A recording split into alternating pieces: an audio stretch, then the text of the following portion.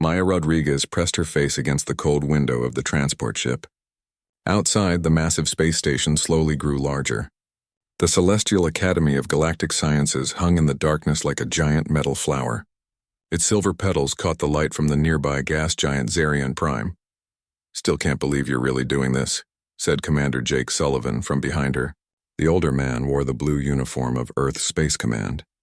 His weathered face showed worry lines that had grown deeper during their 3-week journey. Maya turned away from the window. "Someone has to be first, right?" Jake shook his head. "First human at an alien school? Your parents must be proud and terrified at the same time." Maya thought about her mother crying at the launch pad.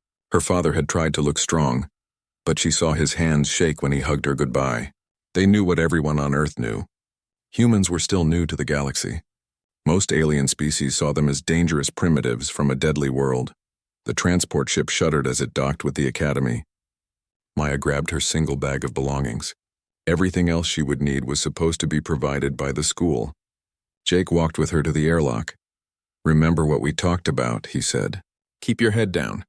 Don't cause trouble. This is bigger than just you, Maya. If this goes well, more humans might get chances like this." Maya nodded, but her stomach felt tight. Through the airlock window, she could see alien students moving through the docking bay. They looked nothing like humans. Some had multiple arms. Others had skin that seemed to glow. A few floated instead of walking. The airlock opened with a hiss. Maya stepped onto the station and immediately felt the difference. The gravity was lighter than Earth's. The air tasted strange, like metal and flowers mixed together. Lights that hurt her eyes lined the walls. A tall, thin creature approached them. Its body looked like it was made of blue crystal. When it spoke, its voice sounded like wind chimes. "I am Principal Veltar," it said. "You must be the human student." Maya tried to stand straight. "Yes, sir. I'm Maya Rodriguez." Principal Veltar's crystal face showed no expression Maya could read.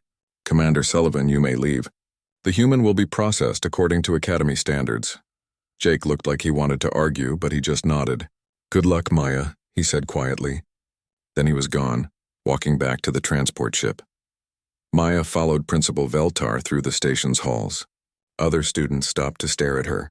She heard whispers in languages she didn't understand, but the tone was clear enough. They were talking about her. "Your species designation is Terran, correct?" Principal Veltar asked as they walked. "We call ourselves humans," Maya said. "Yes, of course. From the planet Earth. Classification level 12 Deathworld." The principal's tone made it sound like a disease. Maya had heard that term before. Deathworld. It meant a planet so dangerous that most galactic species couldn't survive there. Earth's weather, animals, diseases, and natural disasters made it one of the most hostile places in known space. They stopped at a door marked with symbols Maya couldn't read. "These are your quarters," Principal Veltar said. "Classes begin tomorrow. You will find your schedule on the wall display." The door slid open to reveal a small room. The bed looked too short for Maya's height. The walls were covered with panels that glowed softly.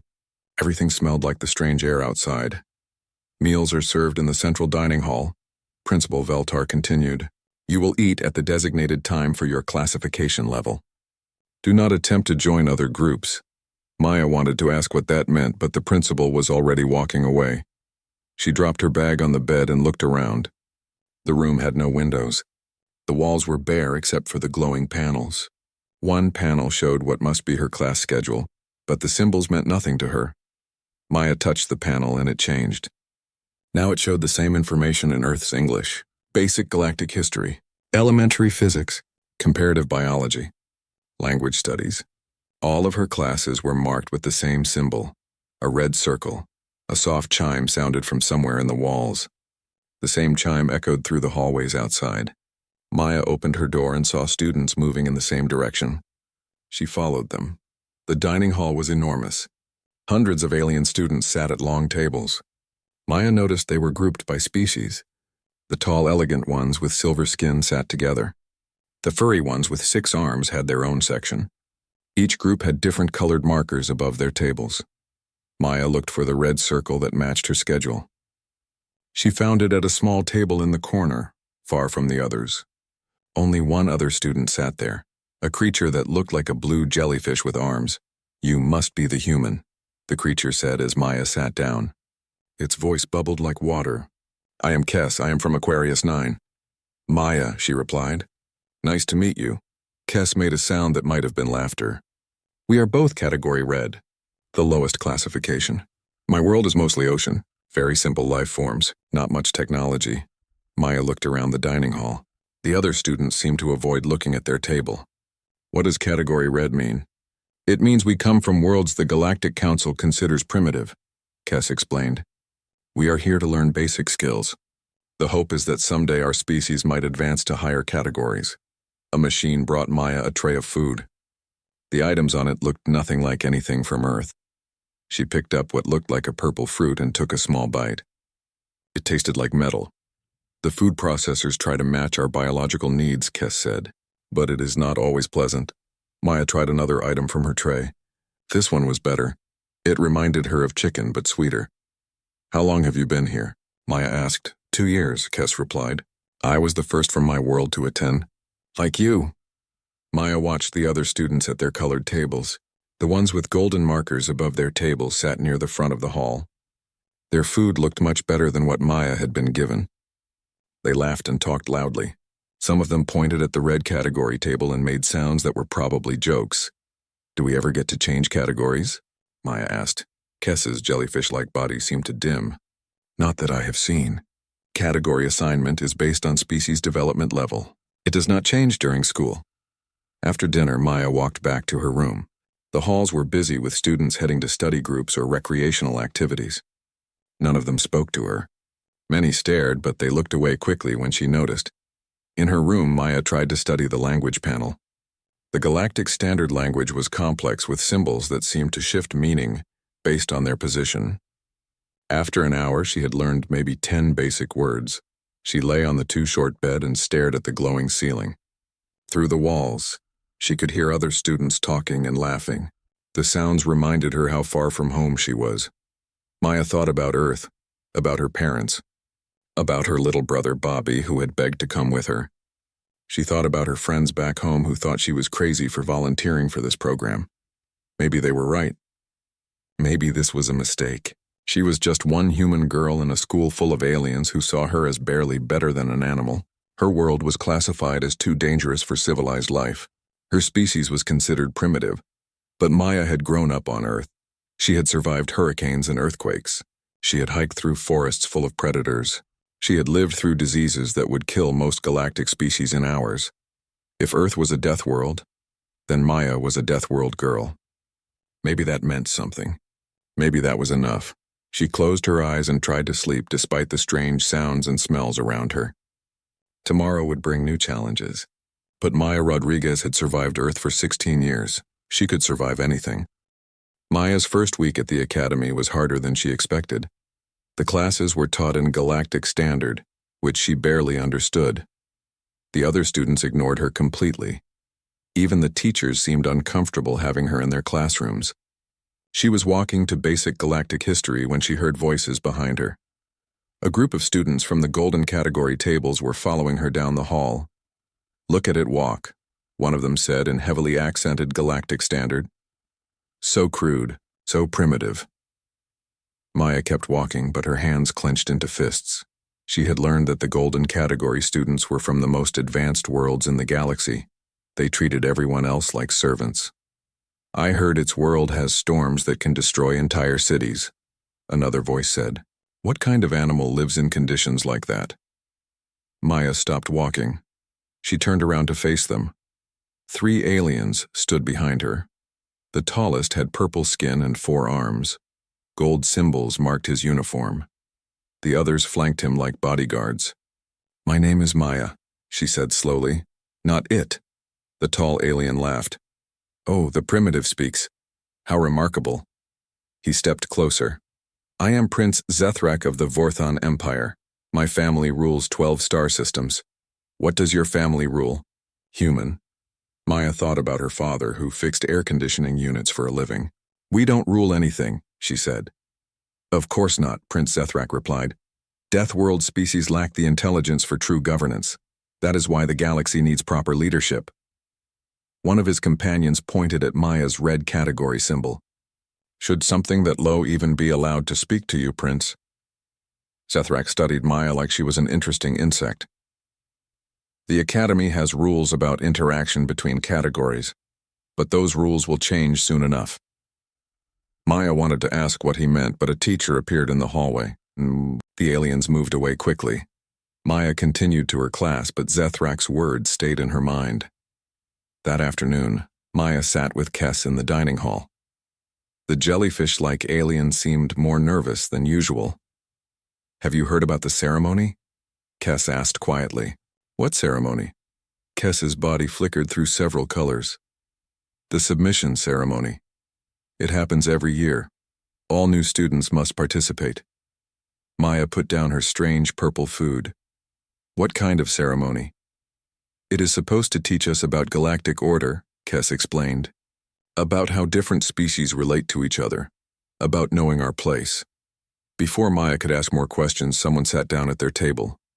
Maya looked up to see a woman with pale white skin and large black eyes. She wore the uniform of an academy professor. "Miss Rodriguez," the woman said. "I am Dr. Nix Caldres. I teach advanced biology. May I speak with you?" Maya nodded. Dr. Caldres looked around the dining hall carefully before continuing. "I have been studying your medical records," she said. "Your species shows unusual stress response patterns, much higher adrenaline production than standard galactic species, elevated electrical activity in your nervous system." "Is that bad?" Maya asked. "Not bad, just different." Dr. Caldres leaned forward. "Tell me, have you noticed anything unusual since arriving here? Any changes in how you feel or react to things?" Maya thought about it. She had been having trouble sleeping. Sometimes the lights in her room flickered for no reason. A few times, her water glass had vibrated on the table when she was upset. "Maybe some small things," Maya admitted. Dr. Caldres nodded. "I thought so. Deathworld adaptation creates unique biological responses. Your species evolved under extreme stress conditions.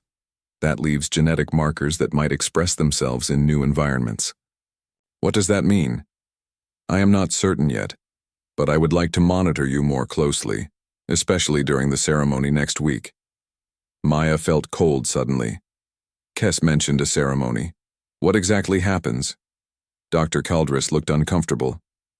"Perhaps Principal Veltar should explain the details to you." After Dr. Caldres left, Maya turned to Kes. "Tell me about this ceremony." Kes's body went completely white. "Each new student must demonstrate their understanding of galactic hierarchy. We must show proper respect to species from higher classification levels." "What kind of respect?" "Physical submission," Kes whispered. "We kneel before representatives from golden and silver categories. We acknowledge their superior development and our need for their guidance." Maya stared at her friend. "We have to kneel?" "It is tradition. It has been done for hundreds of years. It helps maintain peace between species by establishing clear relationships." Maya's hands were shaking. She looked around the dining hall at the golden category students.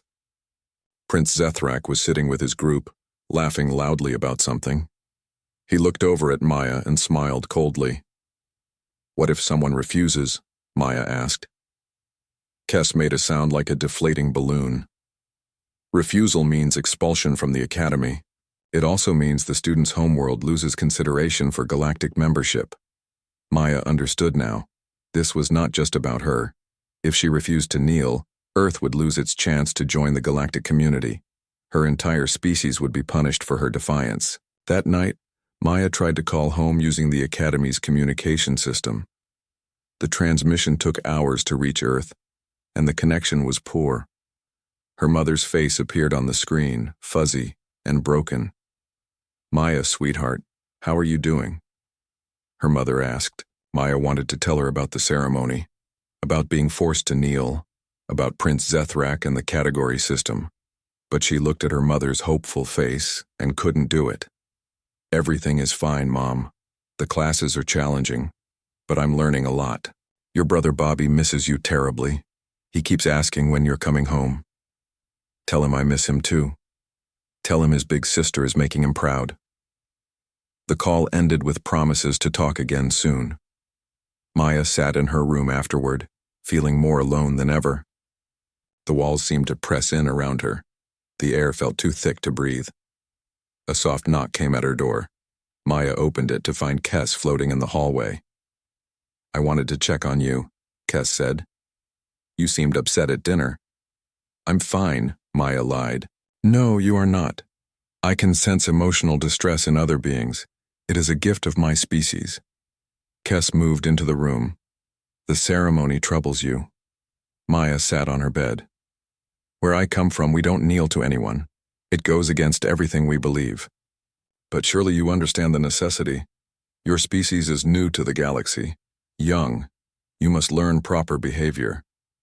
"According to who?" Maya's voice was getting louder. "Who decided that my species is inferior? Who gave Prince Zethrak the right to look down on me?" As she spoke, the lights in her room began to flicker. The water glass on her desk started to vibrate. Kes backed away, his body flashing bright colors. "Maya, you need to calm down. Something strange is happening." Maya looked around. The flickering was getting worse. The vibration was spreading to other objects in the room. She could feel energy building inside her chest, like electricity running through her veins. She took deep breaths, trying to control herself. Slowly, the lights stopped flickering. The vibrations faded away. "What was that?" Kes asked. "I don't know," Maya whispered. The next morning, Maya was called to Principal Veltar's office. The crystal alien sat behind a desk that seemed to grow from the floor. Dr. Caldres stood nearby, taking notes on a handheld device. "Miss Rodriguez," Principal Veltar began. "Doctor, Caldres has reported some unusual readings from your dormitory section last night. Electromagnetic disturbances that coincided with your presence." Maya said nothing. "The ceremony is in 3 days," the principal continued. "Your participation is not optional. You will kneel before Prince Zethrak and 5 other representatives. You will speak the words of submission. You will demonstrate that your species understands its place in the galactic order." "And if I refuse?" Principal Veltar's crystal face remained expressionless. "Then you will be expelled immediately. Your transport home will be arranged, and Earth's application for galactic membership will be permanently rejected." Maya felt the energy building in her chest again. The lights overhead began to dim and brighten rhythmically. "Furthermore," the principal added, "any human who shows signs of what you might call defiance will be classified as a potential threat. Your species could be quarantined to your home system indefinitely." The threat was clear. Submit, or doom her entire species to isolation. Maya thought about her parents, about Bobby, about all the humans who dreamed of traveling to the stars. "I understand," she said quietly. But as she left the office, Maya made a decision. She would not kneel. She would not submit. Whatever the consequences, she would stand up for humanity's dignity, even if it meant standing alone, even if it meant breaking everything. The lights in the hallway flickered as she walked away. The day of the submission ceremony arrived gray and cold. Maya woke to find her room filled with a strange blue light. Outside her window, the gas giant Xerion Prime cast eerie shadows across the academy. She had not slept well. Every time she closed her eyes, she saw Prince Zethrak's smug face. She heard Principal Veltar's cold voice explaining how her refusal would destroy Earth's future. The weight of an entire planet's hopes pressed down on her shoulders. A chime sounded in her room. A voice spoke in Galactic Standard. "All ceremony participants report to preparation chambers immediately." Maya put on her red category uniform for what might be the last time. She looked at herself in the mirror. The girl staring back at her looked tired and scared, but her eyes held something else. Determination.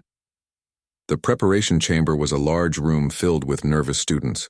Maya recognized several red and orange category beings. Kes floated near the back, his jellyfish body pale with fear. He had been at the academy for 2 years, but this was his first ceremony too.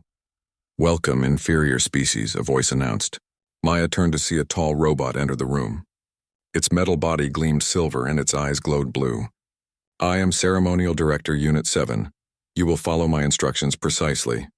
The robot moved through the room, handing out small devices to each student. When it reached Maya, it paused. "Human designation Maya Rodriguez. Your case has been flagged for special attention. You will be the final participant in today's ceremony. Maya took the device. It looked like a small metal disc with symbols on it. These translation units will help you speak the words of submission correctly, the robot explained. When activated, they will provide the proper phrases in your native language. Failure to recite the words exactly as provided will result in immediate disciplinary action. The robot led them through the Academy's halls toward the Grand Assembly Chamber. Maya had never been there before, but she had heard it was the largest room in the station. Today it would hold thousands of alien students and faculty. They passed groups of golden and silver category students heading to the same destination. These aliens wore ceremonial robes over their uniforms. They talked excitedly about the day's events like it was a holiday. "Look at them," one golden student said as Maya's group walked by. "So nervous. So frightened." As they should be. Prince Zethrak appeared beside Maya's group. He had traded his normal uniform for elaborate purple robes that marked his royal status. Golden symbols covered the fabric, each one representing a world his family controlled. "Nervous, human?" he asked Maya. She looked straight ahead and kept walking. "Smart," Zethrak continued. "Your primitive brain recognizes superior authority. That is a good sign. Perhaps your species has some hope of evolution after all." The Grand Assembly Chamber was enormous. Thousands of seats rose in tiers around a central platform. Every seat was filled with alien beings. The golden categories sat in the front rows. Silver categories occupied the middle sections. Red and orange categories were relegated to the very back. Maya was led to a holding area beneath the platform. 12 other students waited there, representing the newest additions to the Academy. They would be called up one by one to perform their submission. "Remember," the robot director said, "kneel when instructed. Speak the words provided by your translation device. Do not look directly at the superior beings unless given permission. Any deviation from protocol will have serious consequences." A massive holographic display appeared above the platform. It showed the image of an ancient alien with wrinkled gray skin and wise eyes. This was Elder Morden, one of the cosmic sages who oversaw galactic civilization. "Welcome to the annual submission ceremony," Elder Morden's voice echoed through the chamber. "Today we celebrate the natural order that brings peace to our galaxy." Each new student will demonstrate their understanding of this sacred hierarchy. The ceremony began. One by one, students were called to the platform. Maya watched as a small furry creature from an ice world knelt before Prince Zethrak. The alien spoke words of submission in a voice too quiet to hear, but the translation units broadcast the meaning to the entire assembly. "I acknowledge the superiority of your species. I accept my place in the galactic order. I submit to your wisdom and guidance." The audience applauded. The furry creature returned to the holding area with tears in its large eyes. More students followed. A crystalline being from a desert world, a plant-like creature that communicated through chemical signals. Each one knelt. Each one spoke the required words. Each one accepted their inferior status. Kess was called near the end. Maya watched her friend float onto the platform. His jellyfish body had turned completely colorless with fear.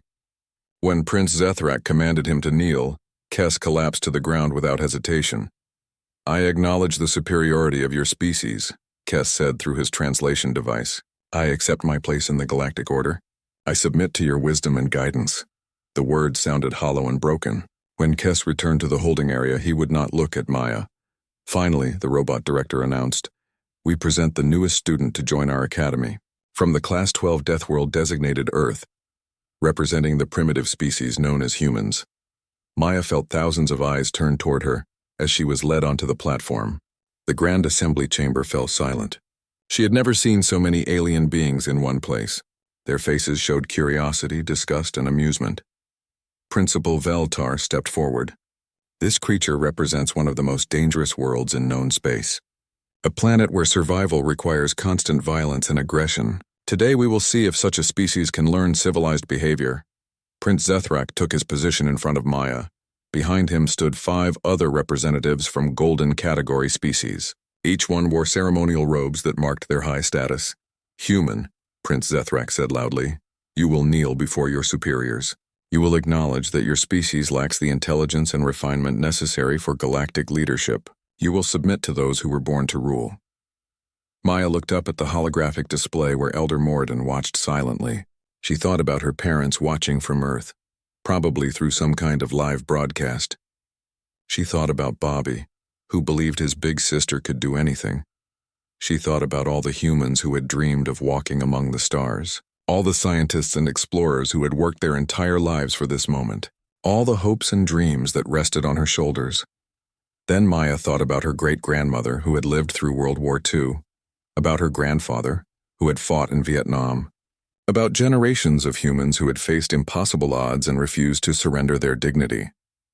"Human," Prince Zethrak repeated, "you will kneel now." Maya looked directly into his 4 eyes. "No." The word echoed through the silent chamber.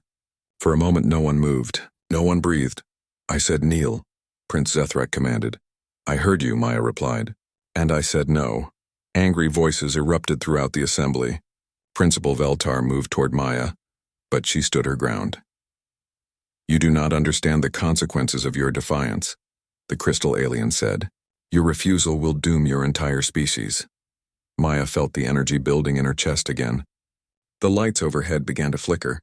The metal floor beneath her feet vibrated slightly. "My species has survived ice ages," Maya said loudly. "We have survived plagues that killed millions. We have survived wars, disasters, and everything else our world could throw at us. We bow to no one. Your primitive arrogance will be corrected," Prince Zethrak snarled. He gestured to security robots that had appeared around the platform. "Kneel or be forced to kneel." The robots moved toward Maya. As they did, the energy inside her chest exploded outward. Every light in the Grand Assembly chamber flickered at the same time. The metal walls rang like giant bells. The air itself seemed to vibrate with invisible force.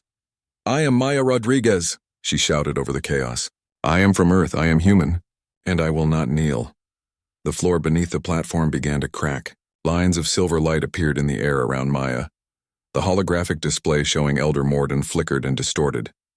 "Stop this immediately," Principal Veltar commanded, but his voice was lost in the growing noise. Maya felt something fundamental shift inside her. The energy was no longer building. It was exploding outward in waves. She could feel it affecting the space around her, bending reality itself. "You want to know what makes humans special?" Maya yelled at Prince Zethrak. "We do not break. We do not surrender. We do not kneel to anyone, no matter what they threaten us with." The cracks in the floor spread wider. The silver lines in the air multiplied, forming a web of light around the entire platform. Throughout the assembly chamber, alien beings began to panic and run for the exits. But Maya was not done. 16 years of growing up on a death world had prepared her for this moment. Every hurricane she had survived, every earthquake she had lived through, every moment of terror and triumph in her young life came together into a single word: no. The word hit the chamber like a physical force. The reality around Maya fractured like broken glass. Through the cracks she could see something impossible. The space between spaces, the darkness that existed behind the universe itself. And in that darkness, something was looking back. The sky above the academy began to fracture too. Stars shifted position. The gas giant Zerion Prime flickered like a candle in the wind. Throughout the galaxy, other humans felt the same energy awake. The fracture started small, just a thin line of silver light above Maya's head, but within seconds it spread across the entire ceiling of the Grand Assembly Chamber. The crack widened, revealing glimpses of something beyond normal space. Maya stood at the center of the chaos, her body surrounded by waves of energy that made the air shimmer. She could feel power flowing through her veins like liquid fire. This was not magic or technology, it was something deeper, something that came from being human. "Impossible," Principal Veltar whispered. His crystal body was flickering between different colors, responding to the energy waves coming from Maya. No species has ever demonstrated this kind of ability. Prince Zethrak had fallen backward, his forearms scrambling to get away from Maya. His purple robes were torn and fear showed clearly in his eyes. "What is this creature?" The robots that had been moving to force Maya down were frozen in place. Their electronic systems sparked and smoked as the energy waves passed through them. One by one, they collapsed to the ground. Throughout the assembly chamber, alien students pressed against the walls in terror. Some were trying to escape through the exits, but the doors had sealed automatically when the emergency systems detected the reality fracture. Maya looked up at the crack in the ceiling. Through it, she could see the space outside the academy. But something was wrong with the view. The stars were moving in patterns that hurt to watch. The gas giant Xerion Prime was flickering between different colors, as if it couldn't decide what it really was. "Maya," a familiar voice called. She turned to see Kess floating toward her, fighting against the energy waves that pushed everything away from the platform.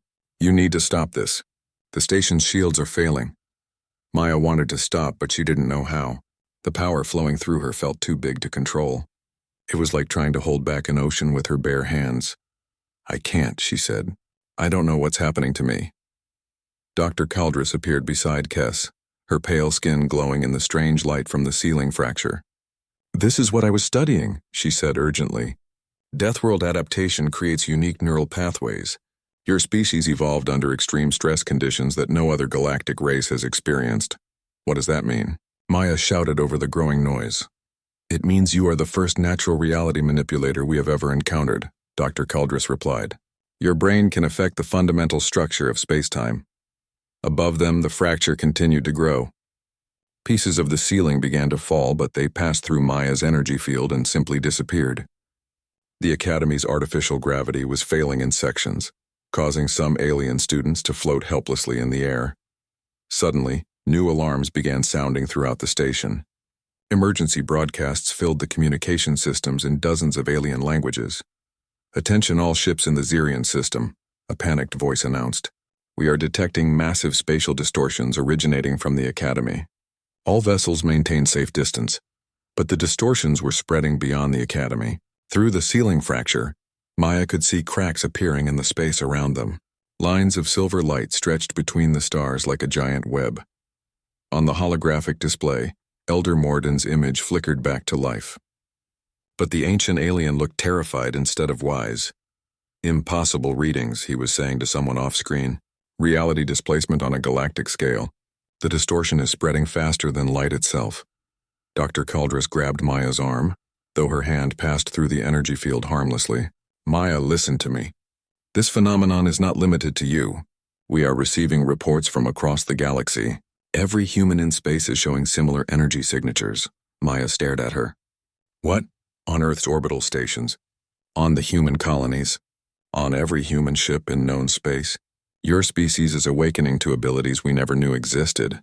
The implications hit Maya like a physical blow. She was not alone in this. Every human was experiencing the same awakening. Millions of people were suddenly discovering they could affect reality itself. "But why now?" Maya asked. "Because you refused to submit," Dr. Caldress explained. "Your defiance triggered something in the human genetic code. A defense mechanism that activates under extreme threat." Prince Zethrak struggled to his feet, using one of his fallen guards for support. "Defense mechanism? Against what?" Dr. Caldress looked up at the fractures spreading across the ceiling. "Look through the cracks. Really look." Maya focused her attention on the spaces between normal reality. At first, she saw only darkness, but gradually shapes began to appear in that darkness. Things that moved with purpose. Things that seemed hungry. "What are those?" she whispered. "We call them the Devourers," Dr. Caldress said grimly. "Extra-dimensional parasites that feed on reality itself. They have been slowly consuming our universe for millions of years, but we never knew they existed." Maya watched in horror as one of the shadow creatures pressed against the other side of a reality fracture.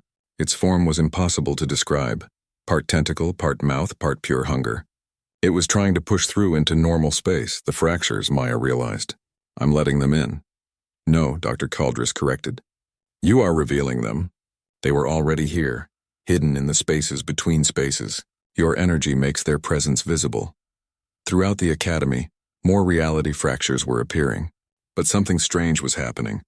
Wherever Maya's energy touched the cracks, the shadow creatures pulled back as if burned.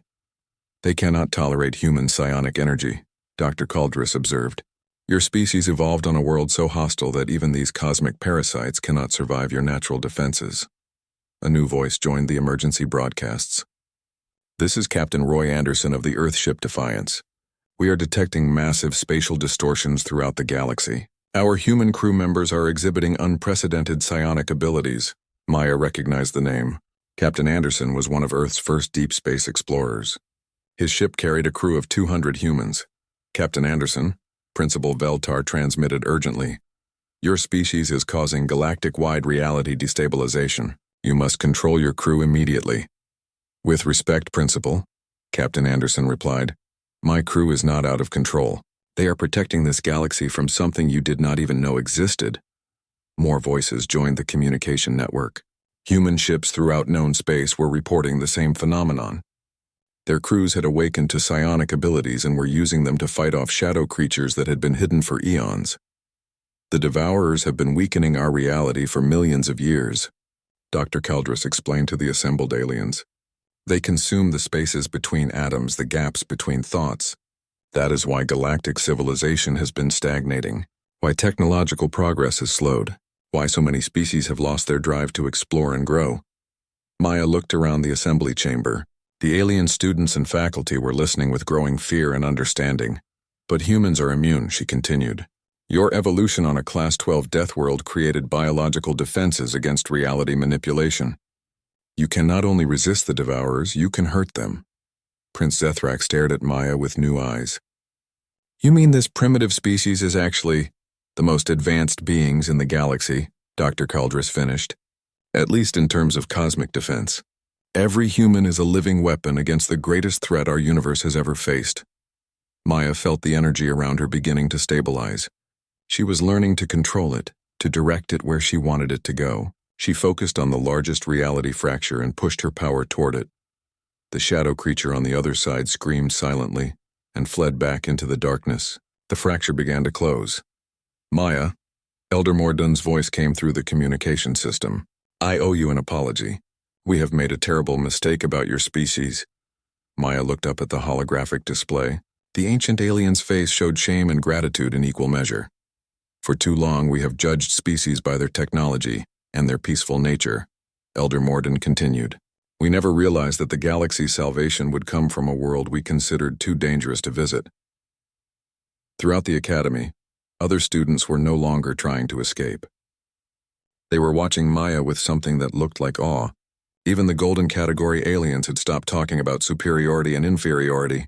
What happens now? Maya asked. Dr. Caldrus smiled for the first time since Maya had met her. Now we learn.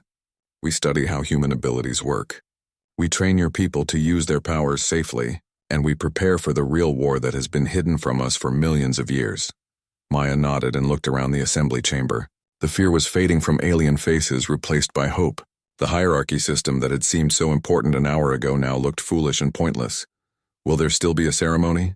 Maya asked. Principal Veltar's crystal body had stopped flickering. When he spoke, his voice carried respect instead of condescension. Yes, he said. But this time we will be the ones kneeling to you. Maya shook her head. No more kneeling. No more submission ceremonies. We are all equals in this fight.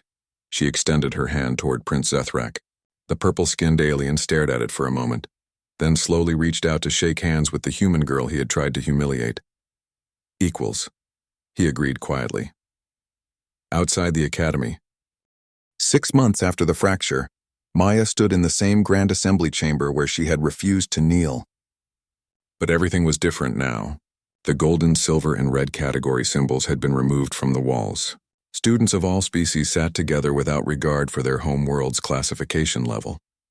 Maya wore a new uniform, not the red of the inferior categories, but the deep blue of a faculty member. At 17, she was the youngest professor in the Academy's history. Her title was Director of Deathworld Adaptation Studies, but everyone simply called her Teacher Maya. Today we will discuss energy manipulation in high-stress environments, Maya announced to her class of 40 alien students. Can anyone tell me why humans developed these abilities when other species did not? A young Vorthon raised one of his forearms. This was Prince Zethrak's younger brother, Prince Yethrak. Unlike his older sibling, he had volunteered to study under Maya. Because Earth is a Class 12 Deathworld, he answered. The extreme conditions forced humans to develop biological defenses that work against reality manipulation. Correct, Maya said.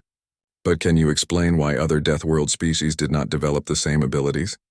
A small crystalline student from a volcanic world spoke up. Because Earth's dangers are different. Most Deathworld species face physical threats, heat, radiation, predators. But Earth has psychological threats too. Wars, social conflicts, existential challenges that require mental adaptation. Maya nodded approvingly. Exactly. Human psychology evolved to handle multiple types of extreme stress simultaneously. This created neural pathways that can affect quantum reality itself. The lesson continued for another hour. These classes were now some of the most popular at the Academy. Species that had once looked down on Deathworld inhabitants now competed to understand how survival evolution could create cosmic abilities. After class, Maya walked through the Academy's halls. The changes were visible everywhere. Where once there had been separate dining areas for different category levels, now there was one large cafeteria, where all species ate together. The rigid hierarchy system had been completely abandoned. Maya found Kess floating near the observation deck, looking out at the stars. Her old friend had changed too. His jellyfish-like body now glowed with a faint blue light, a side effect of prolonged exposure to human psionic energy. "How are you feeling?" Maya asked. "Different," Kess replied. "Ever since the fracture, I can sense things I never noticed before. Empty spaces where something should be, places where the devourers have been feeding. This was another change.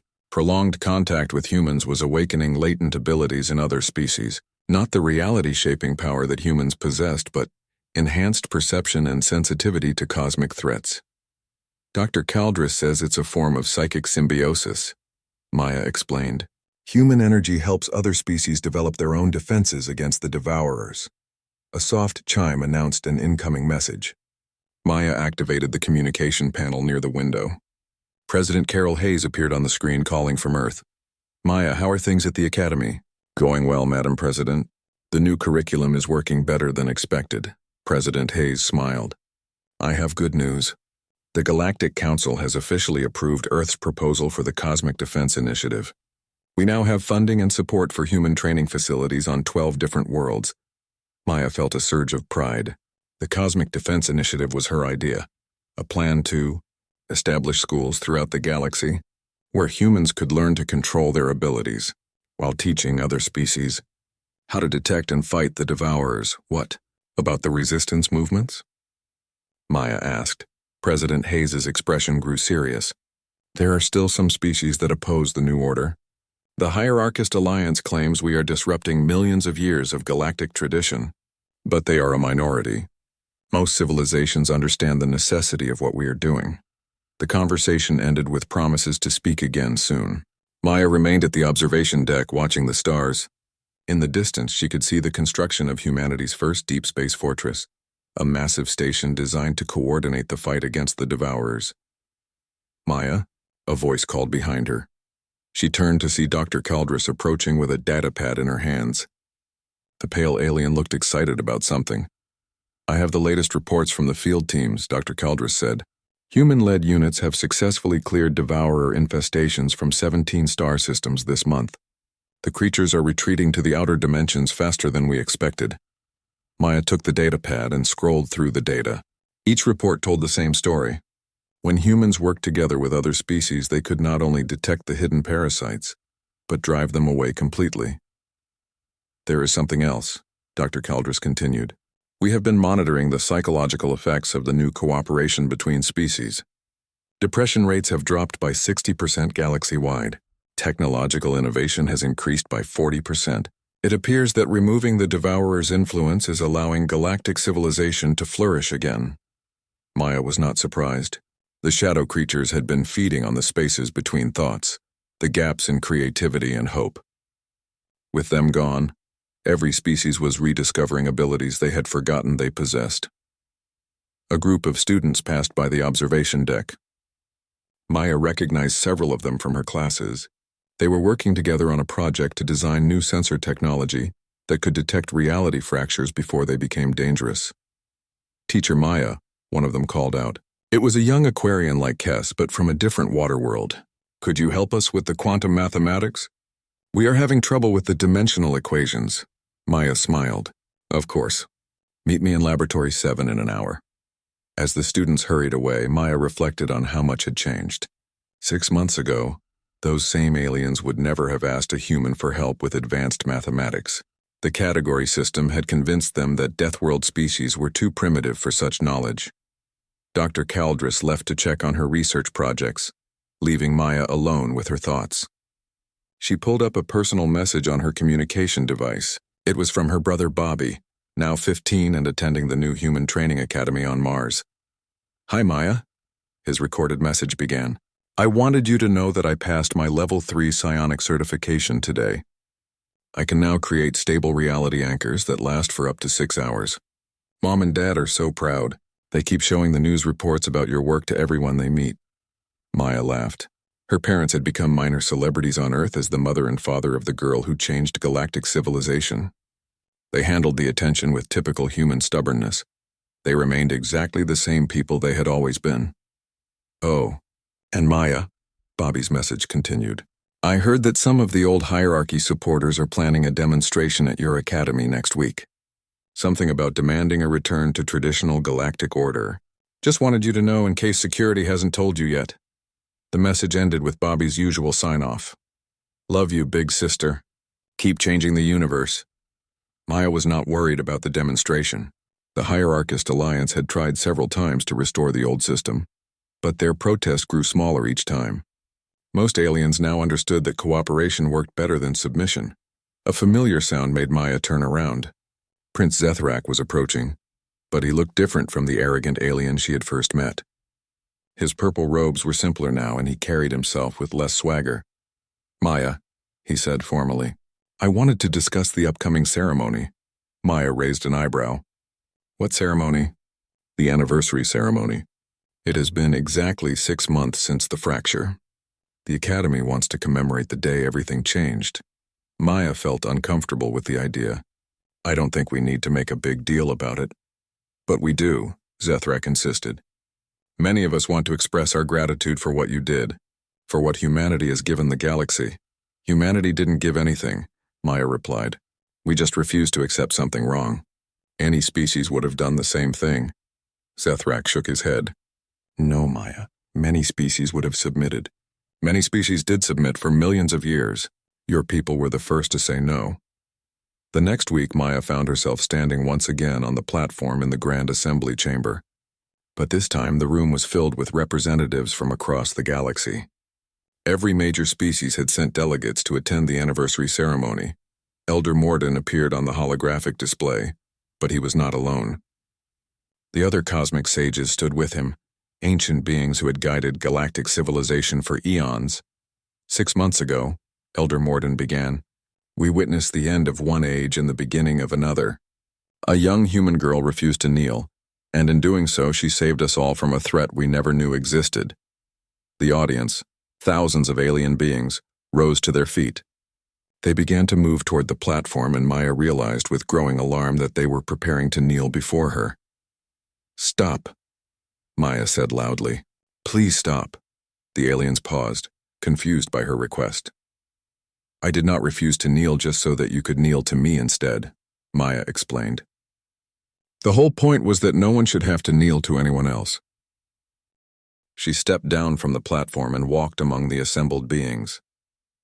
"We are not here to worship each other. We are here to work together, to protect each other, to build something better than what came before.